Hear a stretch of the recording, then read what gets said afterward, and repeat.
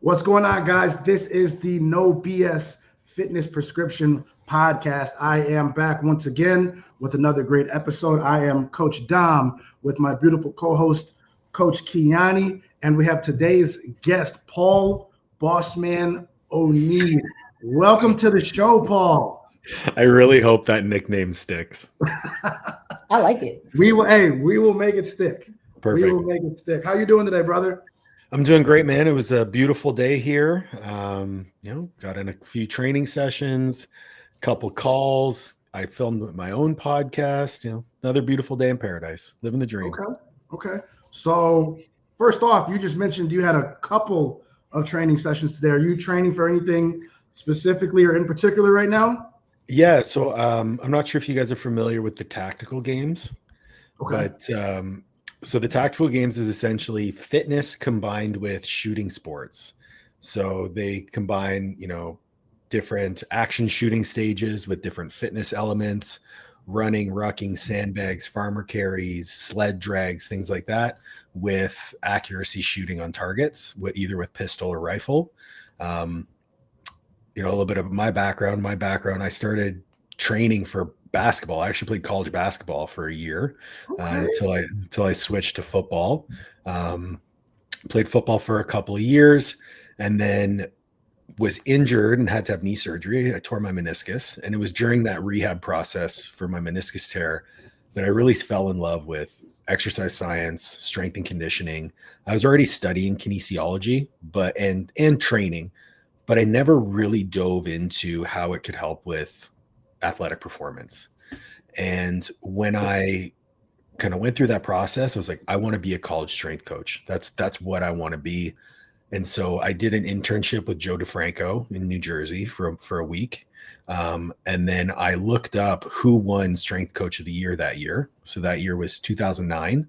And it was a gentleman named Ron McKeefery at the University of South Florida. Ron's at Alabama now. Yeah.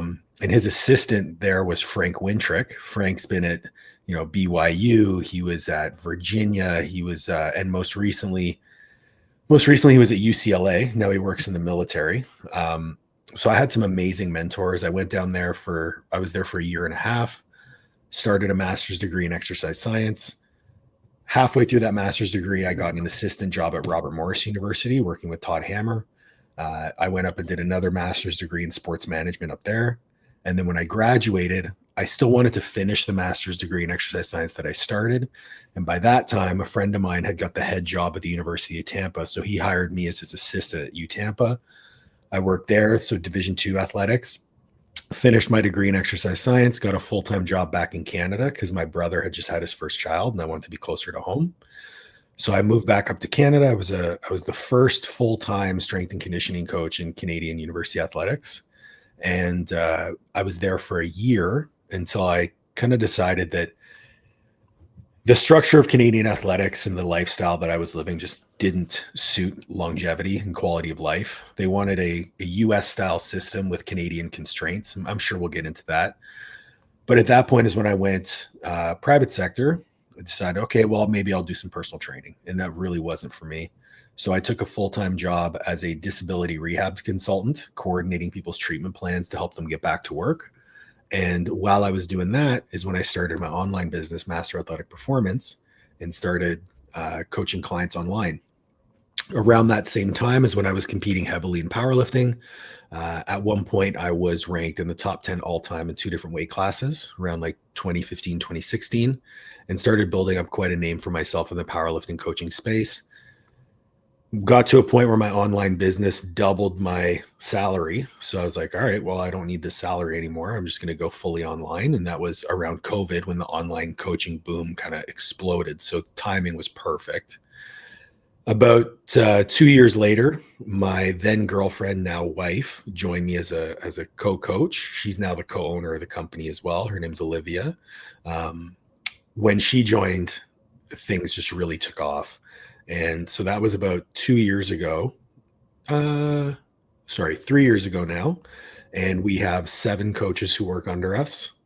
And I also have an education website called Coaches Corner University, where we have a subscription site where coaches can get access to almost 200 hours of continuing education lectures that get added to every month, access to a community, and interaction with me every other week and in some office hours. And then we also have CU accredited courses, and I have a one-on-one mentorship that I do as well. So doing a lot of different stuff. I've been coaching since 2007 is when I took my first client in the fitness space. So coming on 20 years in the coaching space. I've been around and it's been a lot of fun. Awesome. It's crazy because I see a lot of myself in you. You went down a lot of the same similar path that I did. I mean, I don't have the CSCS yet. We're still working on that, but I also took time and worked in labs in the hospitals and things like that. Yep, I did that too. When, as you know, other things in the training realm didn't pan out specifically and things like that. What made you start your online company the way that you did? Was it more so, did you start off coaching a lot of power lifters since you were, so well known in that realm? Mm-hmm. Or was that more like a gym pop thing when you first started? It's a good question. So I had always coached a few clients remotely, whether it was, athletes that went away for the summer or who graduated and still wanted to train. So I still had a few remote clients, but I never actually thought about making it a business. When I left college athletics, I left with a really sour taste in my mouth. I was burnt out. It was the first time in my life I had ever started having panic attacks. It was a really, really dark time for me. So I actually thought that I was done coaching entirely. And I still kept on with, the remote clients that I had. And then because I had gained some notoriety in powerlifting as an athlete and people knew I was a former college coach, I started having more people reach out to me, started having a lot of former athletes reach out to me, a lot of them who have went on to play in the pros. Like there was a point right after I was at South Florida where like I couldn't turn on the TV on Sunday without seeing one of my guys. Like it was pretty cool. And it kind of just slowly built. And then I was like, okay, I really like this. I'm going to start to develop some systems around it. And 5 clients became 10 and 10 became 15. Around that 20 client mark, I was like, okay, this needs to be a thing. I need to do this. And at the time, my online coaching was funding another business that I was trying to build, which was an app. We ended up building the app, investing close, me and my business partner investing close to $100,000 each, and it never took off. So that was, so as soon as that kind of was off my plate, I was like, wow, I have so much extra time for coaching. I'm going to make a real run at this and try to get to a place where I can quit my job because I'm not passionate about disability rehab. I loved that job. I got to work with some incredible human beings. I learned so much about the human condition and communication and the struggles of normal people. Because keep in mind, like I'm coming from college athletics where I'm basically MFing people in a weight room to then trying to convince Sally that walking out of her house isn't going to kill her. So That's a much different coaching conversation that you have to have. So it was really born out of like availability and a rekindling of passion, and then just taking advantage of the fact that I was pretty good at what I did. Okay.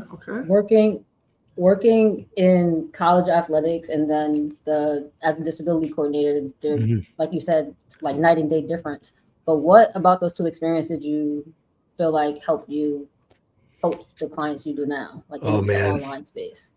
So, I mean, when you're dealing with college athletes, one of the most beautiful things about coaching that age group is how much discovery and transformation goes on between the ages of like 18 and 22.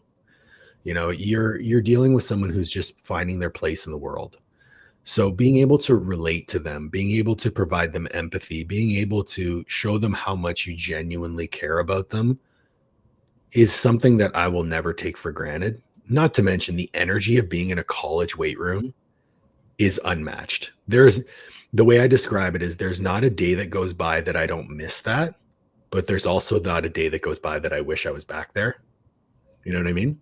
So the ability to, act act in a way that it was of a true leader in a position of chaos was something that I really took away from that experience. And then with the disability rehab, you're dealing with individuals on such a large spectrum of age, gender.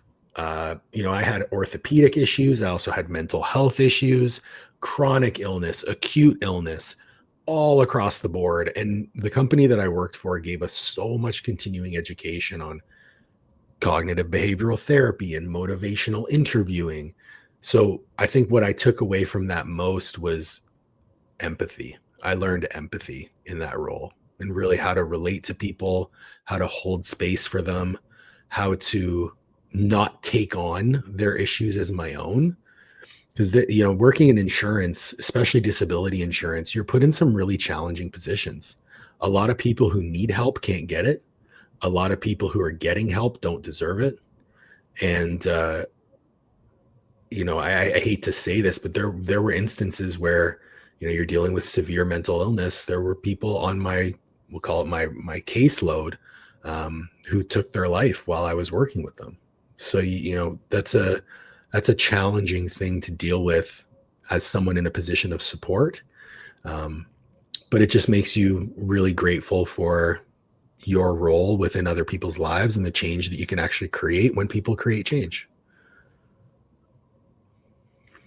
I can dig it. When it comes to, I just want to dive into more on the college athletics. Yeah. You mentioned that you worked in Canada in college athletics, but they wanted to have like a U.S. style system. Yeah. Canadian constraints. What do you mean by that? Like, what do you mean by U.S. style system? So a U.S. style system is one where, where you're an athlete first and a student second. Whereas the Canadian system is set up where you're a student first and an athlete second. So my schedule was constrained around the class schedule of the athletes, whereas in the US, the class schedule is based around the sport. Right. So my hours in Canada, I wouldn't leave the weight room until about 10 p.m. and I would be in the weight room at 4:30 in the morning. So, and I was coaching groups all day. And then I also had a class of 50 interns that I was responsible for teaching on once a week and grading their papers, doing all that stuff. And I was also had to coach 15 teams on my own with no assistant. And it was a unionized position. So I was only paid for 37 and a half hours a week when I was working closer to 90. It's a recipe for burnout. I learned a lot in that role because when I quit, I actually didn't ask for anything. I just said, hey, I'm done. And everything that I complained about, they ended up fixing for the next guy. So he got paid more. He wasn't unionized. He didn't have to teach the class. They hired an assistant for him. And he's a phenomenal coach. His name's Colin McGoslin. I still speak to him to this day. Great guy. And they have a phenomenal strength and conditioning department still. Yeah. Okay. Let's dive into your powerlifting journey. How did you get into that sport? Yeah. We know people work out, but powerlifting, that's a whole different ball game. So it's funny, man. And that story is actually hilarious. So I was in charge of platform 11, which was linebackers. And when I got there, I'm a white kid from Canada who never played college football. I knew everything when it came to programming. I read all the Russian texts. I was, I had a great degree. I was in the master's program. Like from a X's and O's perspective, I knew my shit. Mm-hmm. They did not listen to a word I said. I might as well have been a gnat on their shoulder. So I go into my boss's office and I'm like, Ron, what is going on? These guys don't listen to me. He goes, why would they listen to you? You're a white kid from Canada who never played college football. And you're asking them to do things like when you're coaching an athlete who's trying to prepare for the NFL or trying to compete at the highest level, you're essentially asking them to do stuff that challenges their survival. Right. You're trying to kill them so they adapt. Yes. And he's like, they need to see you working as hard as you expect them to work. You need to compete in something. And I was like, huh. Well, I'm still kind of training like a football player. At that point, I was training like, West Side for skinny bastards. So I would be like box squatting and jumping and running and sprinting. And I'm like, well, I'm pretty strong. Like I can squat, mid fives. I can pull 6. Like I'll just compete in powerlifting. And so the guys saw me training and they saw me pushing myself and they saw me demanding the same level of commitment of myself as I did of them. And it was like immediate buy-in. And when I did my first meet, I remember I came in and everyone was like, my platform was all hyped for me because I did really well. And I was like, well, I'm pretty good at this. I'm going to keep going. Because at the time, a pro total in powerlifting at that point was 1555, and I totaled 1535 in my first meet. Oh, okay. So I was like, well, I'm just going to go for that pro total. And at the time I was still drug free. So I thought that was pretty cool. Ended up competing for a number of years, even into my position at Robert Morris, because Todd was a power lifter as well. So we were literally doing meets like every other month and just competing wherever there was a meet, going to have fun. We would train together. And I just fell in love with like lifting heavy was something that I really enjoyed and I was good at it. So I just kind of kept with it. Okay. What would you say in the powerlifting? Let's talk about let's say setbacks and injuries. What did you have? I already know this, but did you have any injuries or? Yeah, what? For sure. When you're lifting heavy for long enough, you're going to accumulate like little tweaks, little tears, little muscle belly tears, things like that.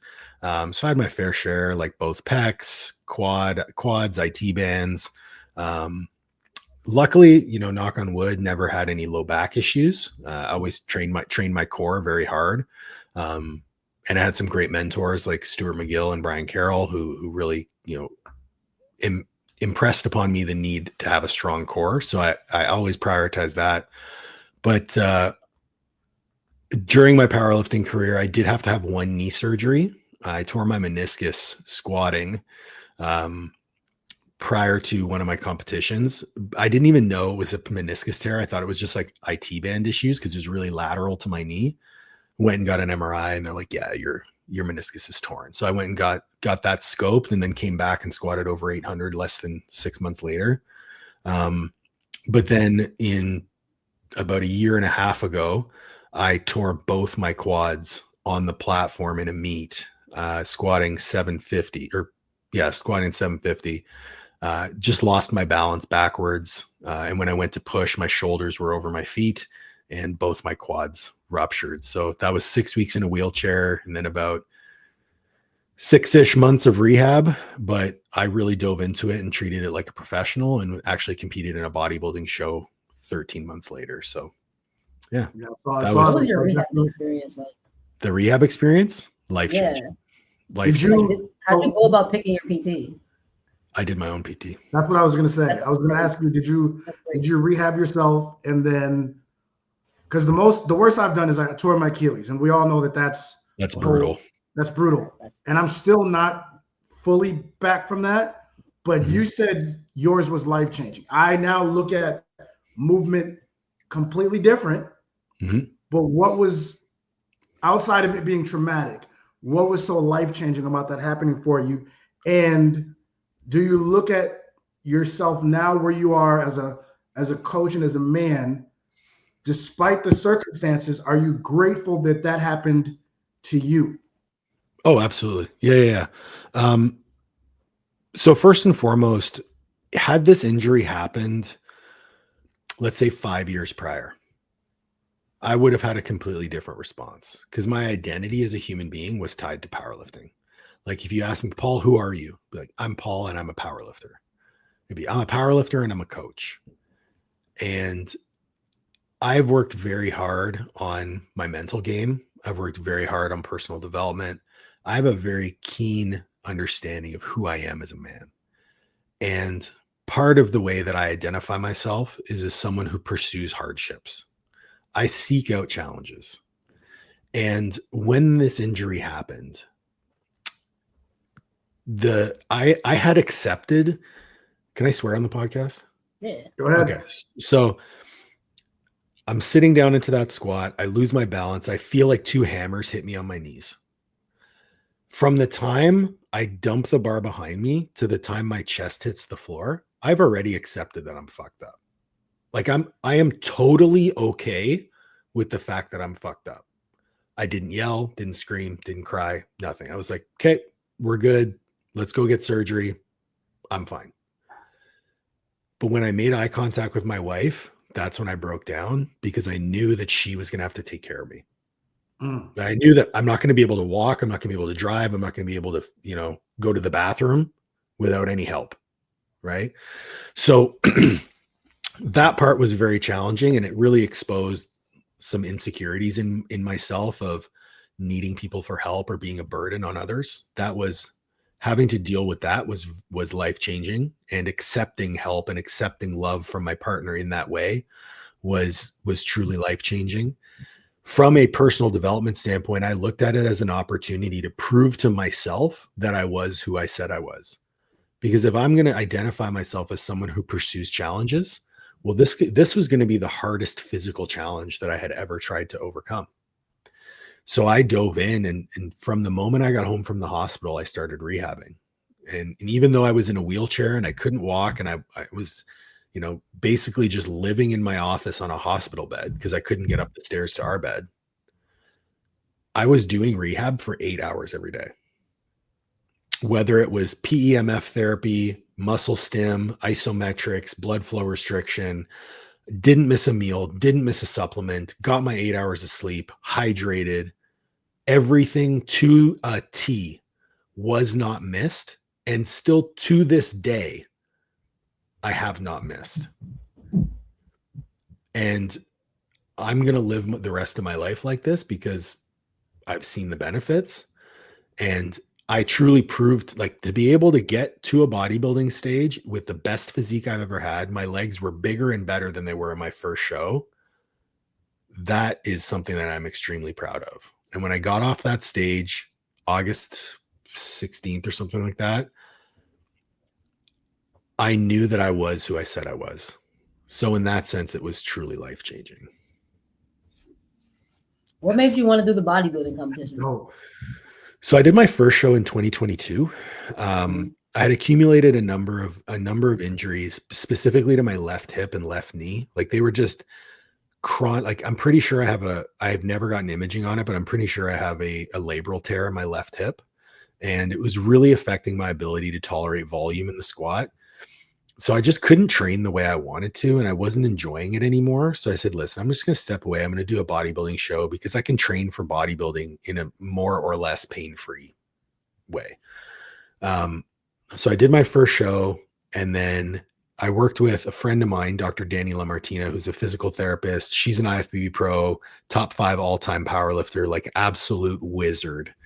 And I had her do my training after that bodybuilding show, mainly to just feel better and, get better for bodybuilding. But I got to a point where I was like the biggest I've ever been, the strongest I've ever been, and in the least amount of pain I was ever in. And I was like, Danny, I think I can get back on the platform.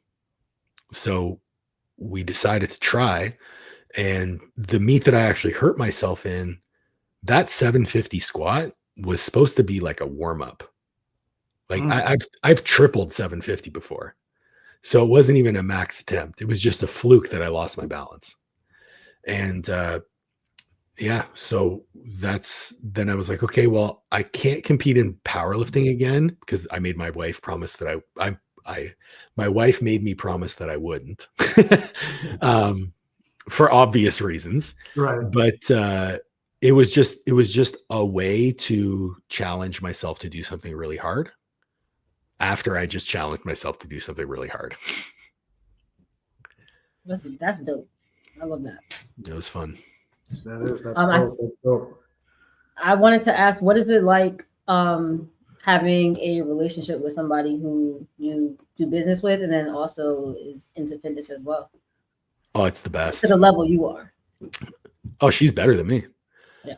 She's like, my wife's an IFBB pro. She is an absolutely phenomenal coach, like one of the best coaches I have ever met in my entire life. And when we started dating, she was working for another company, and she's just coaching nutrition. So, in us dating, talking about training, talking about this, we got to a point where she was, very proficient with coaching training. And she decided that she wanted to make a run for it and do it on her own. She obviously, there's some hesitations there because she's not being fed leads anymore. She'd have to build up her own book, but we brought her on as part of Master Athletic Performance, and the company took off. So, when it comes to our relationship, we've had to make some adjustments in terms of, I love talking about business, but we have to be husband and wife. Right. So unless we're in one of our offices or we have an actual meeting scheduled in our calendar, we don't talk about business.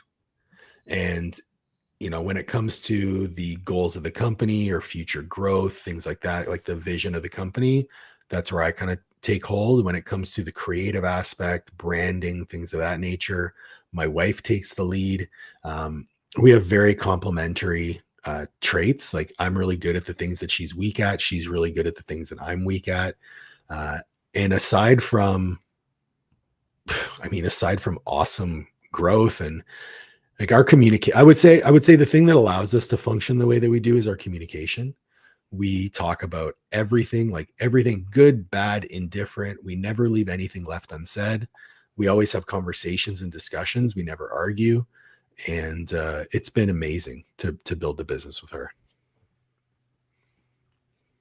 Yeah. That's awesome. That's awesome. Key, were you going to say something? Sorry, yes, but my computer is acting up right now. But I was just going to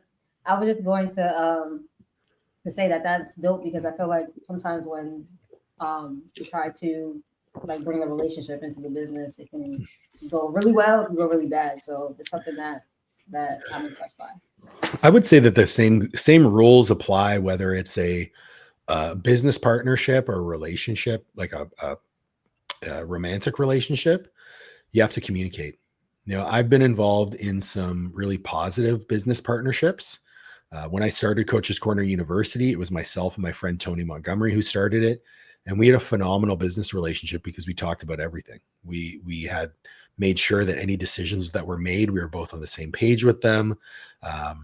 Whenever we were doing different promotions or even what content that we were going to create, it was always, we were doing it together. And Tony stepped away to do his PhD, and I took it over solo. But to this day, we're still great friends. And I've had other business partnerships that didn't go well because the communication was poor. I think the challenge with communication is when emotion gets brought into it. So one thing that whenever I enter into partnerships, and I even said this to Olivia on our first date, actually, was like, I don't have arguments, I have discussions. Because my personality is such that I don't believe that there is a right or wrong decision in any circumstance. There is a proper and an improper understanding of trade-offs. So whenever you make an incorrect decision, it's because you didn't actually understand the trade-offs inherent in that decision. And the only way to understand the trade-offs is to actually be curious when you're having conversations as opposed to dogmatic. If I come into a conversation and my opinion is correct and I'm dead set on it, why are we even having the discussion in the first place? I do my best, even when I'm working with mentees in my mentorship. If they have an idea, it's my job to help them ask better questions and be more curious rather than lead them in the direction I think they should go. And that's how I approach, all the relationships that I have. Okay. Yeah, I was gonna say I totally agree, and I think just having that like open mindset kind of makes you like obviously a better communicator, but I think it keeps like doors open for like things to happen instead of being like so Absolutely. closed-minded. Absolutely. Earlier, you mentioned investing like 100 grand into I think an app you mentioned. How did you handle that not working out? It was hard. How did you bounce back? It was hard. Well, number one, I didn't invest money that I didn't have. So it's not like when I lost it, it was already spent and I hadn't accumulated any debt. So my life technically didn't change. The app itself was a phenomenal idea. It was a habit tracking app that helped people improve their behaviors. It essentially gave you a score based on a questionnaire that you answer every day about your daily habits. It had a journaling function that helped you with mindfulness, and it provided insights as you went through your day-to-day, and it tracked trends in your scores. So the idea was great. We just ran out of money to market it. So at one point we had about 500 users, and then it was 400, and then it was 300, and we just couldn't keep up with the churn. And we didn't do a really good job looking for outside investment and things of that nature that's required in tech. And tech's really expensive when you're a non-technical founder. Like neither one of us can code. And I'm not sure if you're familiar with web design or app designers, but they're about $250 an hour. Yeah. So it got really expensive really fast. And I learned a ton about project management, learned a ton about how to design and ask for feedback, learned a ton about how to create content, because we were pumping out like a blog a day for that site. It was a tremendous amount of work, but such a massive lesson. And again, grateful for the experience. Definitely would not advise starting an app unless you know how to code. But there's still people I know who are investing thousands of dollars in apps that I can see the writing on the wall. They have a big vision, and I truly hope that they succeed, but it's an uphill battle. I can dig it. So knowing your wife is an IFBB pro, I'm sure there's been some times where you guys have worked out together and whatnot. And I'm sure you have the background of training women. What is your like, how do you guys go about that? Do you train more of the women? Does she take more of the women? And then what's your philosophy when it comes to, training women, let it be gym pop or those that are competing on the stage or platforms or things like that? Yeah. So, I mean, with the company having 7 additional coaches, our ideal clients are slightly different. So when you're talking about business and you're talking about a brand, there's a specific type of client that we want to coach as a team. And that person is someone who sees training and nutrition as a vehicle for personal development. So that could include competing, but that could not include competing.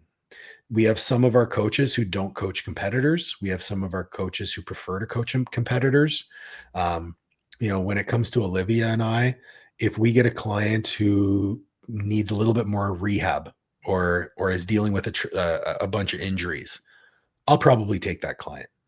If there's a client who maybe has confidence issues or a bad relationship with food, that's Liv's bread and butter. She's an absolute wizard in helping unlock people's psychology in that regard. So she's going to take that client. When it comes to gender, her being an IFBB pro, she's going to attract more female competitors than I do, but I've coached female competitors as well. With me being a business owner who is, big and jacked, I tend to attract business owners who want to be big and jacked. So the majority of my clients are, CEOs, doctors, lawyers, other coaches who want to learn about my process. And it really boils down to, as long as they are someone who is interested in training and nutrition as a vehicle for personal development, we'll coach them. Who they're drawn to or who takes which client usually boils down to whose name they select on our questionnaire. But if it's ever up in the air, we definitely default to, we have a question about budget because each one of our coaches charges a different amount. But then it comes down to expertise and an area of interest. Like we have a coach who is a former British Army veteran. So he's going to coach more so the tactical athlete. We have another coach who only does nutrition and his specialty is, soccer moms. And we have another coach who is phenomenal with injury rehab. She's a physical therapist, so we refer to them. We have another one of our coaches who is an IFBB pro in the 212 division, so he's coaching mainly male competitors. He's also an all-time world record holder in powerlifting, so he has a bunch of powerlifting clients as well. He's a stud. In fact, all of our coaches are studs. I would say that we are accumulating one of the most incredible teams in the industry. We now have the new coaches we're onboarding currently. We'll have 3 IFBB pros. We'll have 2 people who have been former all-time on the all-time top 10 list. We're getting a pretty cool team together. Nice. How do you go about recruiting coaches or getting coaches on your team? So the newest coaches that we're onboarding, one of them is actually Olivia's training partner. So that worked out well. Some of them are coaches that I've mentored myself. So Nat Galloway, who I mentioned earlier, is the British Army veteran, was a mentee of mine. Carly McInnes was a mentee of mine. Francesco Catalano was actually Liv's former boss at her old company. So he came on with us. And then another one of our newer coaches is actually, or two of our coaches are former clients of Olivia. So we don't really advertise when we're adding coaches. We try to choose people who exemplify the values that we are trying to portray with our brand. And those tend to be people who've either learned from us or worked with us as clients. Awesome. That's a good way. That's a good way to make sure like the quality is there because you kind of know what you're getting. Right. Yeah. The other thing that, it bears mentioning is, so if we're going to build a roster of coaches and we want to make sure that there's not a high turnover rate, we have to choose coaches who just want to coach. I don't want to hire a coach who has ambitions of creating their own personal brand and, growing their own business per se, because, they're probably going to leave. And to me, it's, I'll use Jaden as an example. So Jaden is a 212 IFBB pro, all-time world record holder in powerlifting. Jaden has a huge Instagram following. But Jaden doesn't want to do the business stuff. He doesn't want to have a website and do payment processing and do all the stuff in the back end that I take care of for him. But he wants mentorship. He wants to be a part of a team so that he's motivated. And so that's what we offer him. And so he's happy to be on the team and doesn't want to go out on his own. And that's kind of the person that we're after, is someone who is motivated to serve at the highest level, but doesn't necessarily want to do the other back end stuff that's involved in owning your own business. I think that's rare nowadays in terms of having a training platform that's building coaches, because I feel like nowadays there's a ton of like online meals where you get assigned a trainer and then you're not really working with the trainer. You're more so just, I guess you get assigned a trainer, but then you end up working with somebody else and they just take you through random workouts. But I think having that like higher level of, I would say like continuing education is something that is desirable for people who want to, just do the training aspect of things, but not have to worry about the back end stuff, and then not have to worry about dealing with, I guess, like spammy companies. Yeah. The mission of Master Athletic Performance is raising the bar for coaching, because we're trying to elevate the quality of coaching that we provide our clients as it pertains to our relationship with the industry. The mission statement for Coaches Corner University is raising the bar for coaching, because I'm trying to make coaches better. And then my own personal mission is to raise the bar, whether it be for myself as an athlete, as a husband, hopefully as a father soon. I want to be the best version of myself. And that's really the driving force behind everything we do, is let's always be pursuing that next level of growth. And we keep that mission statement to the core of everything we do.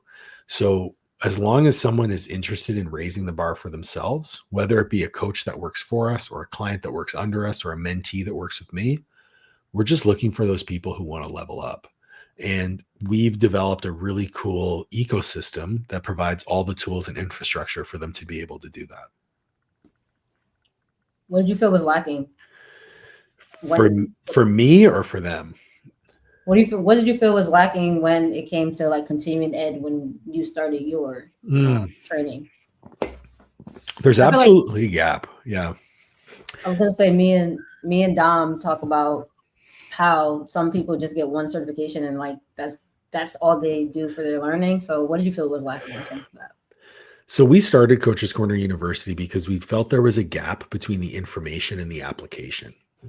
So people get I will say there's a difference between having knowledge and there's a difference between having understanding. And understanding involves the application. I made a post actually today, funny timing, that coaching is a combination of art, science, brutality, and time. So you have to have an artful application of the science brutally aggressively for a really long time in order to see progress. And when you're dealing with coaches who, do one meet and think they're a powerlifting coach, or do one show and think they're a bodybuilding coach, or do one certification and want to coach athletes, it's a lack of understanding. It's not a lack of knowledge, right? They have the tools per se to get someone from point A to point B, probably. But what they don't understand is context. They don't understand that each individual is an individual. And they may have read a research paper, but they don't really understand how to read a research paper. They don't understand that, hey, the results of that research paper are the mean results. There are some people that got worse doing that, and there are some people that got way better doing that.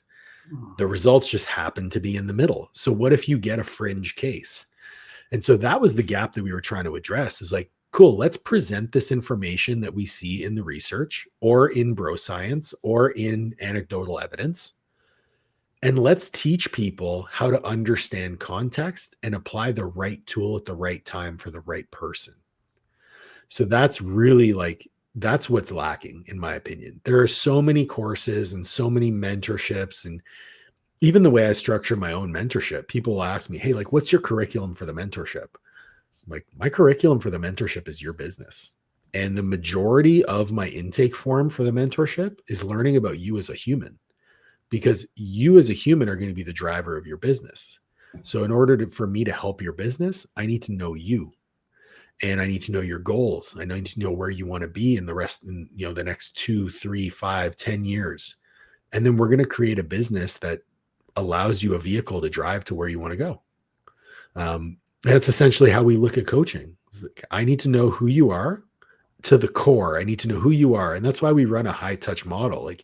We talk to our clients every single day, and we're not running this model that's, hey, you're going to work with Paul, but you're actually going to work with one of Paul's ghost coaches and run a templated program.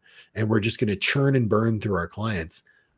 Our retention rates are close to a year because our clients want to work with us. They value the relationships, and we know that we're working with them at all times, and we're on the same team. And in my opinion, that's the best way to run a sustainable business, is to never lose clients. You want to build your roster, don't have churn, right?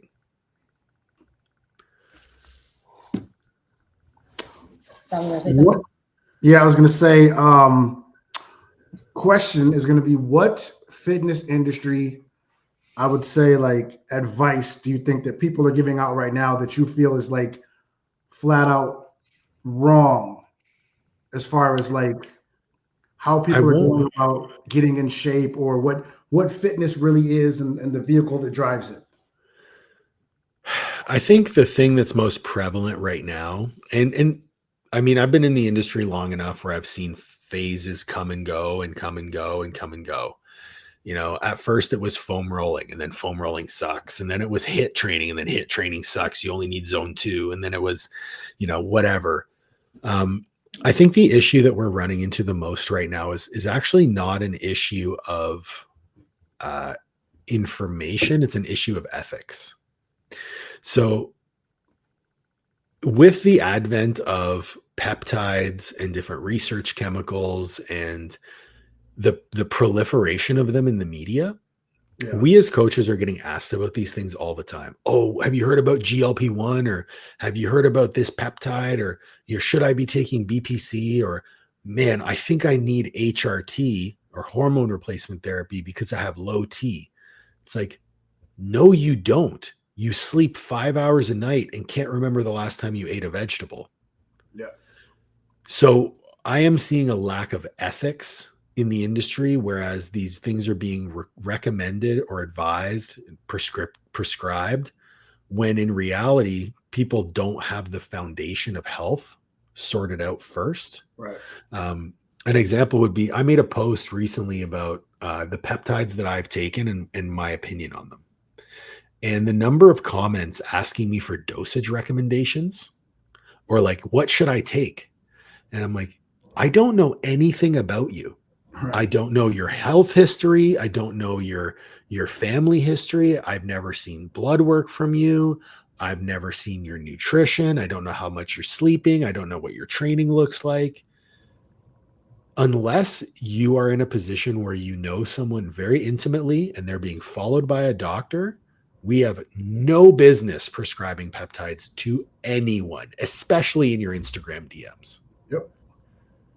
I literally just one of my friends that I work with, she's a functional practitioner. She just made a post about that because that's what she's in school for, getting her PhD and all of that. And she was saying that, like, that's the scary part right now. There's so many trainers and nutrition coaches prescribing, peptides and TRT for people, and it's crazy. And even if you are on them or use them, like, that's not unless that's what you do, that's not your realm to be prescribing them.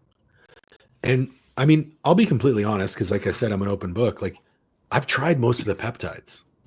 I have. I leveraged them when I was rehabbing for my injury. I used them for performance when I was powerlifting and bodybuilding.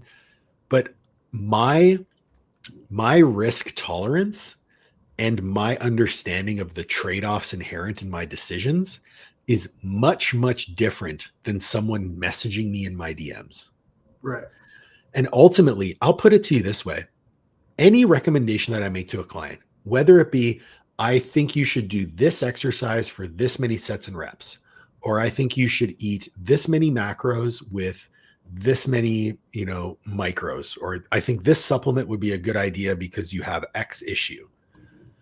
They're recommendations.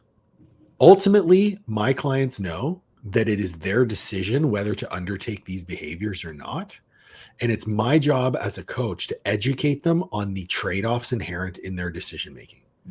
And in some aspects, it's like, hey, I think you should eat 250 grams of protein. They'll say, Paul, I think I should only eat 225. And I'll say, why? And they'll say, because I get too full when I eat 250 grams of protein. I say, cool, that's great. Let's build a diet around 225 grams of protein. Because the trade-off of that 25 grams of protein that we're missing out on, probably not important. Right. So that's the art of coaching, right? We look at the science, we look at the individual, we make a decision that we think aligns best with the goal outcome.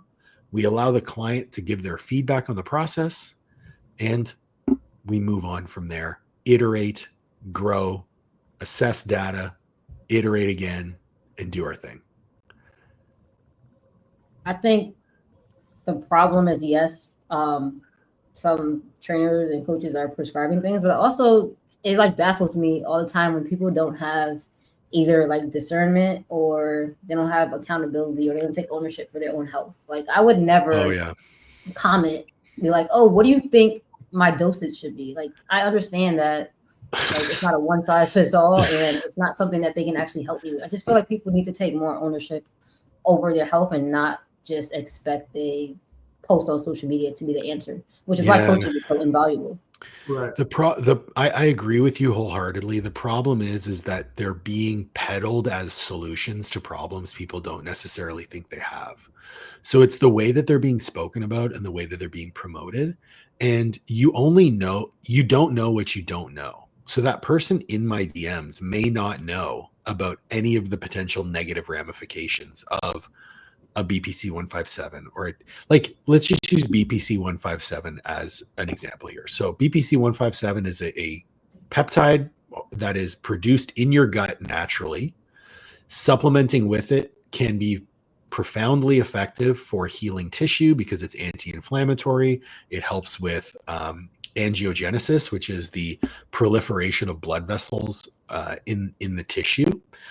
It's also great at collagen synthesis, so it'll help bring collagen to the tissue that needs to be repaired. Phenomenal. The problem is that BPC 157 is relatively innocuous. Like, it doesn't really have any side effects, except that in some people, it can elevate their liver enzymes.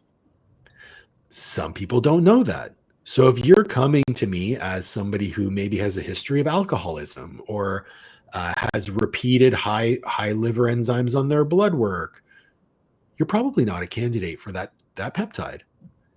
But because people look at it as a free pass, they say, oh, I have some joint pain, I'm going to take BPC 157. But what they really need is to learn how to lift properly, how to mobilize their tissue, right? How to stabilize their core, how to moderate their training volume and intensity.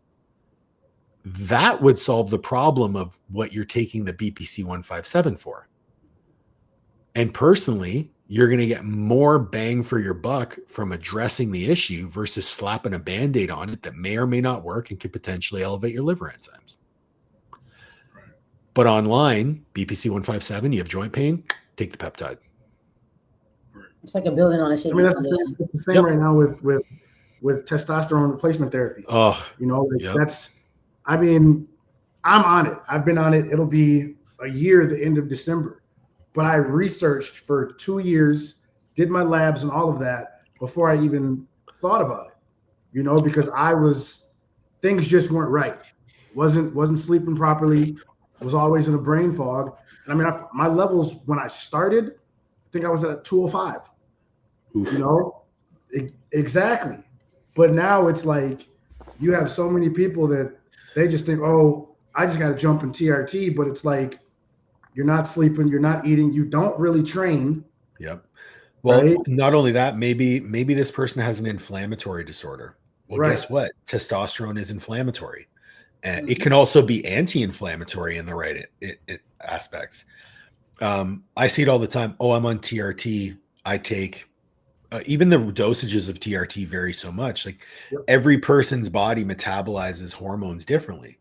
So are you comfortable sharing what your TRT dosage is to put you in a good range? Me? Yeah. Off air. I'll do it with you. Okay.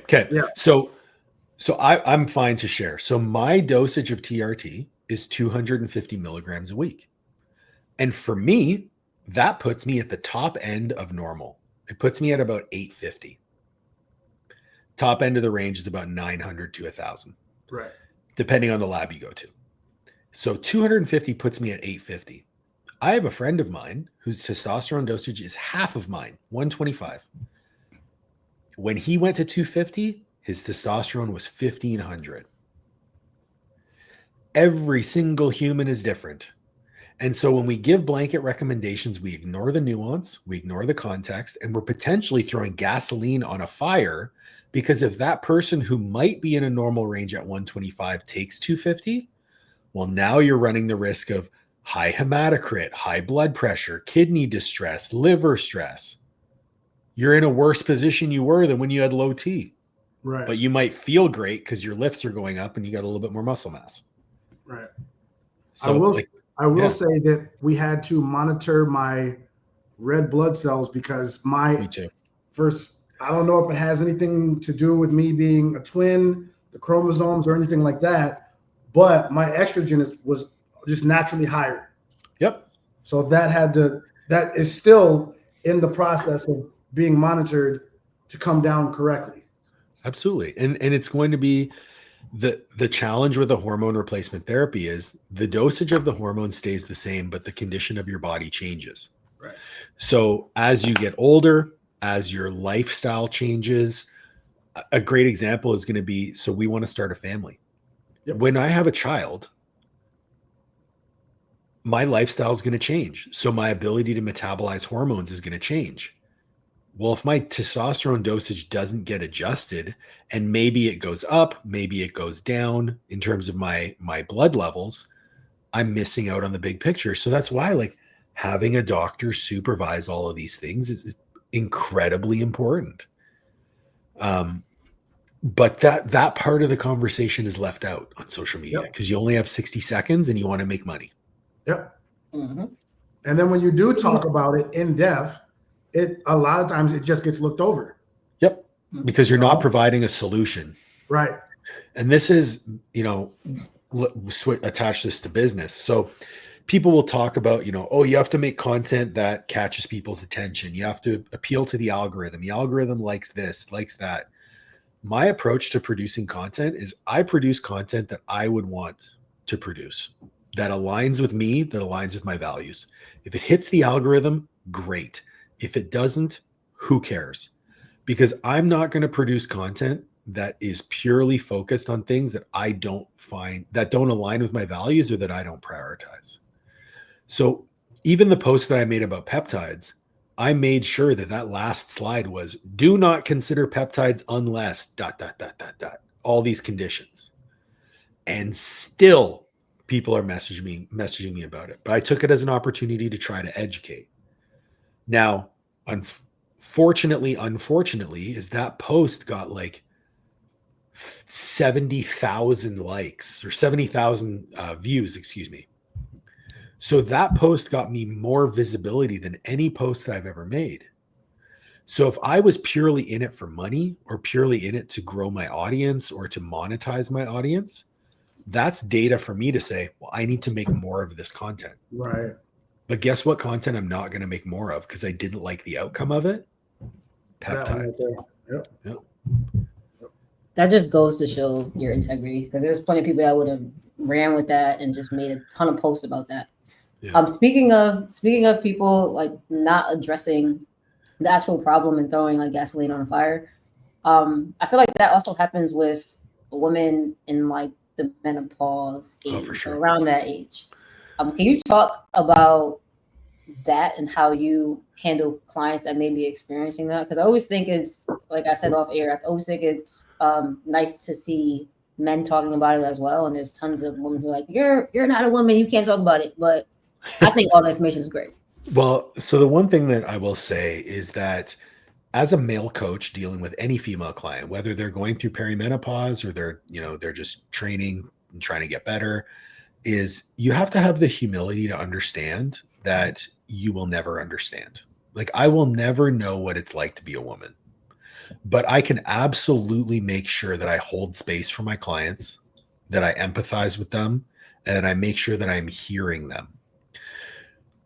I choose one or two aspects of my own education each year to dive into.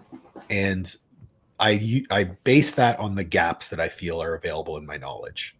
So previous to the most recent, I would say 6 months, I was very much focused on the peptide element, really educating myself there because it was becoming more prevalent. I was being asked about it, and I didn't know enough to feel comfortable advising my clients. So I really dove in there. For the last 6 months, I've been doing a mentorship on female health, hormones, and then also functional nutrition and gut health. My mentor, Meredith Patchy, is an absolute wizard with the knowledge, but also the application. And so I have really leveled up my game and my ability to support my female clients. What the thing that I will say that was the most shocking about this mentorship was how poorly women are treated within the healthcare system. The stories that I have heard, that obviously she will share case studies of clients with me, and I'll share case studies of clients with her as part of the mentorship. She had a client of hers that had a hysterectomy due to illness. And when that client went to her doctor, telling the doctor, hey, I don't feel right, things aren't working the same. Similar to what you said, Dom, about your HRT journey, things just weren't right.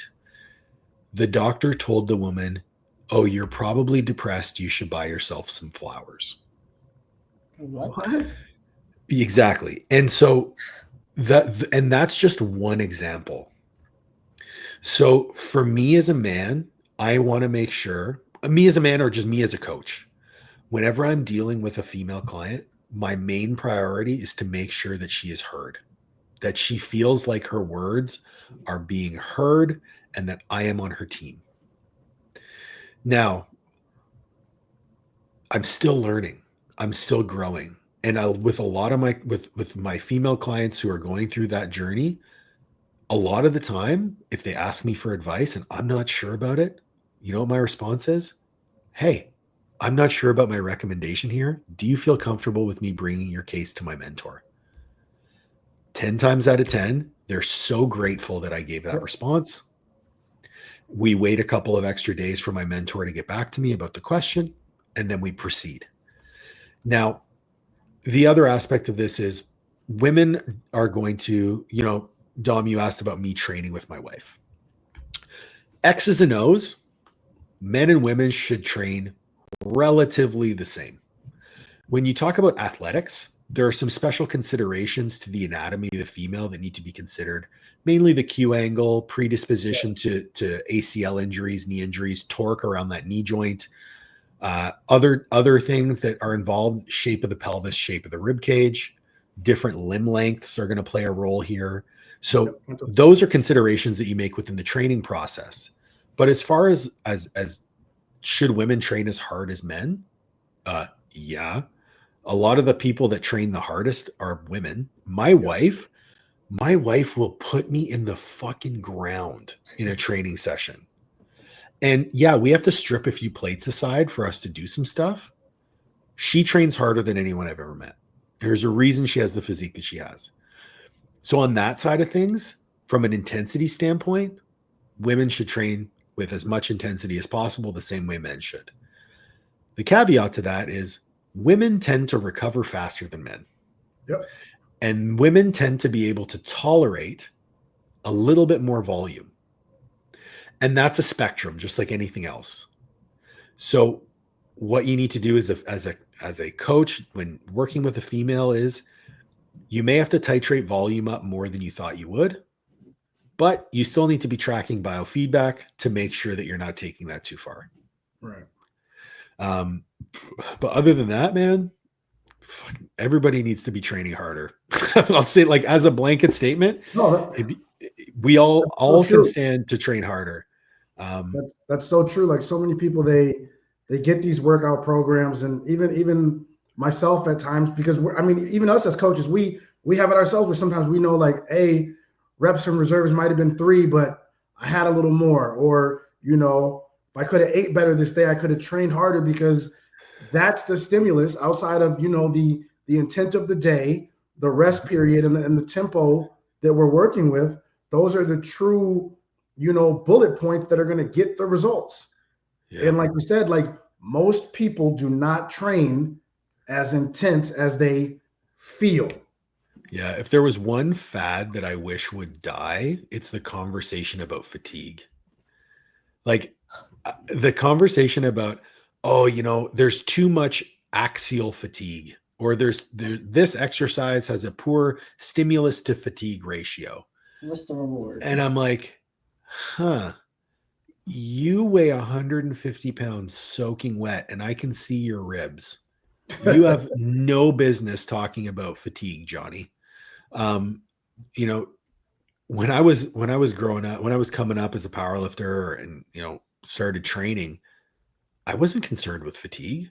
I was concerned with how much weight I could lift, how often I could lift it, and how much food I could eat. That's how I squatted 800 pounds. And even now, like, I train 16 times a week, Dom. Wait a minute. What do you mean by that? I mean, Monday, Wednesday, Friday, I train 3 times. Tuesday, Thursday, Saturday, I train twice. That's 16 training sessions a week. I think it's great that you say that, because people always say, like, they worry about the interference effect. Like, don't do cardio versus, they're lifting the same day, all this stuff. And you're somebody who trains 16 times a week. Can you tell us how you structure that? Sure. So on Monday, Wednesday, and Friday, my first session in the morning is either is some sort of run. And on a few of those days, it's a combination of running and like low impact cardio, just because I'm new to running, and I also weigh 230 pounds. So there's a lot of stress in that lower leg. So like this morning, my workout was, because it's Wednesday, I did 20 minutes of elliptical, 10-minute run, 20 minutes of elliptical. My workout on Friday is going to be a 20-minute run, 30 minutes of elliptical.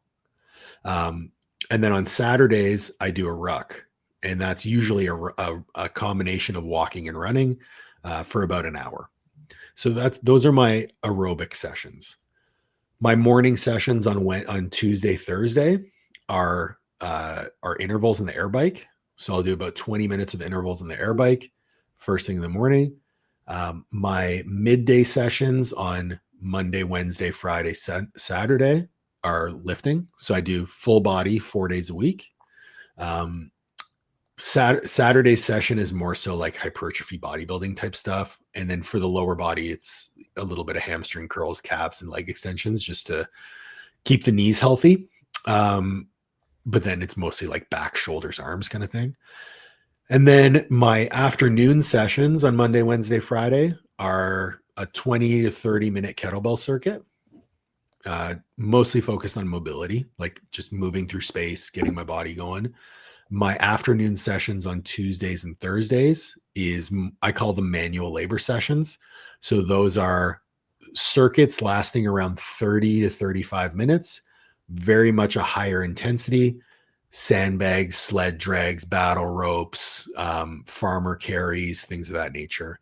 And I love every bit of it. So like I pretty much microdose exercise through the day. So the mornings is usually some sort of conditioning, midday is lifting, and then in the evening is like low intensity kettlebell stuff, or a manual labor session. But so lifting 4 times a week, and then the remaining 12 sessions are conditioning based. And just to put this into perspective, I haven't gotten weaker. You know, I still deadlifted, you know, at an RPE 7, I pulled 500 for 5. I just belt squatted. You know, we have a pit shark, so it's a bit of an ego stroke, but I belt squatted 12 plates aside for 7 reps. You know, so I'm definitely not weak. And I can still, I dumbbell press the 125s for 9 with a pause. God damn. So like, and I'm 230 pounds and I have veins in my abs. So like, yeah, there's no interference effect, I would say.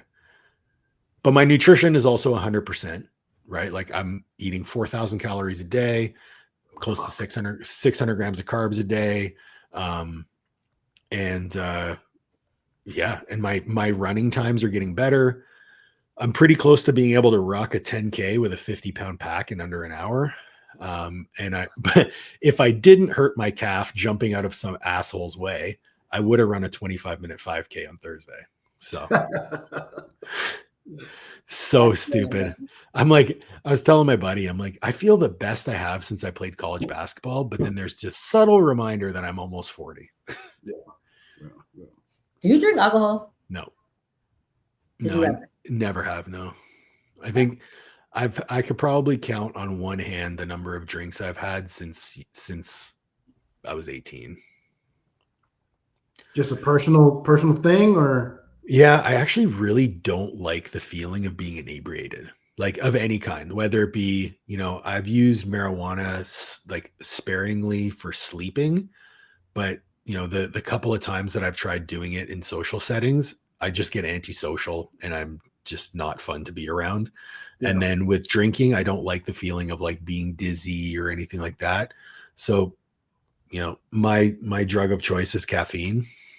And I'll be honest, I started using the nicotine pouches during my bodybuilding prep to help with appetite. Yeah. That turned into like, yeah, I don't like Zins, but we have a few different companies that we'll buy from, but like that turned into, oh, I'm taking it for my appetite, to, oh, I really enjoy that I can focus well when I have one in, to I'm just addicted to them. So I haven't used those. I use I guess you can call them like the fake ones, but they're the ones that are like nootropic. They got caffeine and alpha GPC and L-tyrosine. I haven't taken it that far yet. Yeah. Dom, does that one work? I'm like him though. I like caffeine. So Yeah, me too. For the fact that I can put it here and it gives me some dosage and whatnot, I think so. But it's not hitting you like a pre-workout or anything. It's a slow release. Yeah. And I mean, it started off like, oh, I'm just going to take a 4 milligram or a 3 milligram. And now I'm sitting here with like 12s. And I'm like, oh, yeah, this is okay. What's your, like you said, you enjoy caffeine, and we'll finish up soon. But like, what's your go-to for caffeine? Is it those just now or? Pretty I mix it up. I mean, I'm a big coffee guy. Like my wife and I love good coffee. Okay. So we'll do a French press in the morning with some coffee. So I usually wake up about 4 a.m., sip my coffee, read a book. And I alternate between a personal development book or an education book and a book for pleasure. So I'll read for about 30 minutes and then I get right to work. So from like 4 to 6 is reading and work. And then I'll go do my run or my cardio first thing in the morning. I'll come home. I'll have my breakfast and then I'll have like a half scoop of pre-workout just to like top it up. And then before my afternoon session, I'll usually have another coffee or have an energy drink. So I kind of mix it up. The company that we're sponsored by, TC Nutrition, they have an energy drink that's not yet released in Canada or in the US, but oh my God, it's so good. It's called Batch 27 and it's phenomenal. And their pre-workout is phenomenal too. So yeah, I'm a connoisseur. I like a little bit of everything. Okay. Like that. All right. Well, this was a great chat. I know we all gotta, get to bed and make sure we get our 8 hours in and everything. But 6, Paul, let the people know, for those that are interested in learning more about you, where they can find you, what you have upcoming next, and yeah, just let us know. Yeah, so you can find me on Instagram at Paul O'Need, or if you're interested in coaching, at Master Athletic Performance. Our website is masterathletic.com. On the education side of things, I actually am about to close registration for my education platform until the new year because I'm working on a really big rebrand, really big project coming up that I can't quite talk about yet, but I'm super excited about the partnership. But that's www.coachescorneru.com. I also have my own podcast called the Coaches Corner University Podcast. And on Instagram, it's at Coaches Corner U. So you can reach me there. The mentorship is something that I'm super passionate about. If you're a coach looking to build a business and go from being someone who coaches people to someone who runs a coaching business, and you want a vehicle through which you can achieve, the life, the freedom without all the headache that comes along with it. I built my coaching business working a full-time job, up to 80 clients. So all the systems that I use to manage my time in that regard are the same systems we use now. They're just more refined. And I have an open book policy with my mentees where any resources that I've developed, they get full access to. So yeah, that's me. Love that. Awesome. Key, you got anything to close? No, I just appreciate your time. Appreciate you coming on and talking to us. Yeah, it's my pleasure, guys. I hope we stay in touch. Yeah, we definitely will. This was great. Once again, thank you, Paul. And everybody, thank you once again. This is the No BS Fitness Prescription Podcast with the unhinged perspective. We will talk to you guys soon. Talk to you later.